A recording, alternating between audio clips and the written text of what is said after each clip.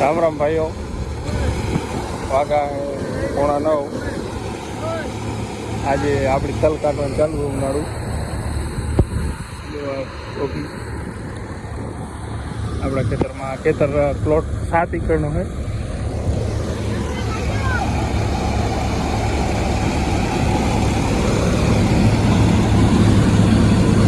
આપણી તલી નીકળે તાજો માલ. કેવો આવે માલ? આવ્યું માલ એકદમ ચોખ્ખો હોય.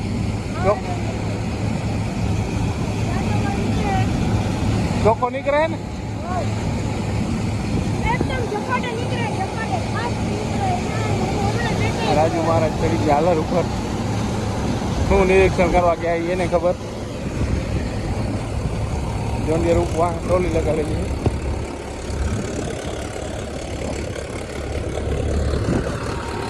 મહિન્દ્રા આજો અચારો નીકળે. લગભગ કેટલા હાથને લે? 11:30 12 હાથ હાલે. જો ચુસ્કી ફેન બંધ હે.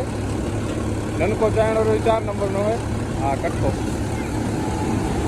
આડો ચાયણો ઉપર 9 નંબર અને નીચે 6 નંબર અને ધૂળિયાવાળો ચાયણો જીરાનો. હવાવાળા પટ્ટા પાછળ રાખેલા હે. પાછળની પુલીમાં રોલેશન ફૂલ રાખેલા હે. જીરાવાળા આગળના બેલ્ટમાં આગળના બેલ્ટ.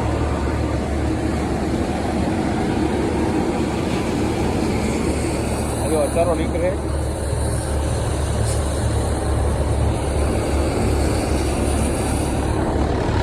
ઓર કેવી લે એ તમને બતાવું. આમણે ઉપડી ગયા હોગા. આમણે ઉપાડે હેરા.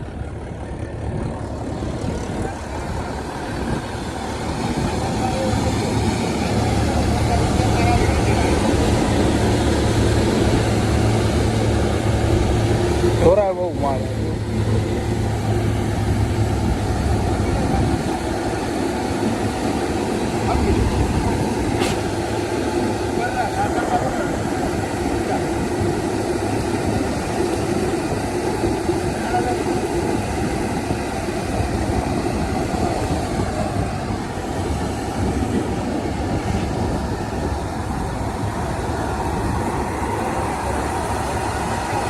આજ વાતાવરણ ખરાબ છે એકદમ.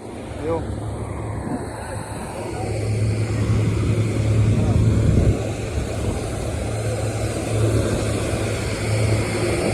માલ કેવો આવે બતાવું.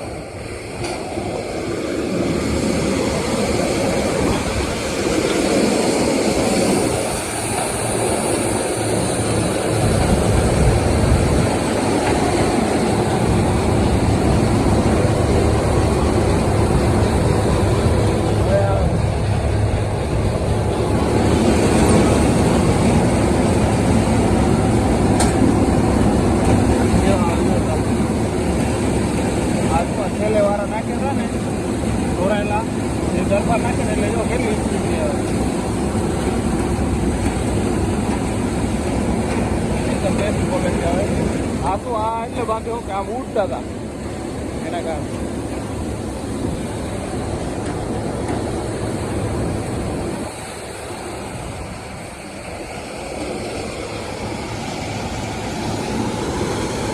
આપણો 7 એકરનો આ ખેતર હે અને બીજો આગળ તમને બતાવું.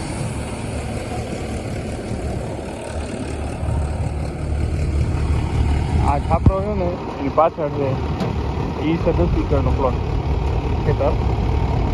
એમાં 7 એકરમાં ગોવાર છે અને 3 એકરમાં તલ છે. એમાં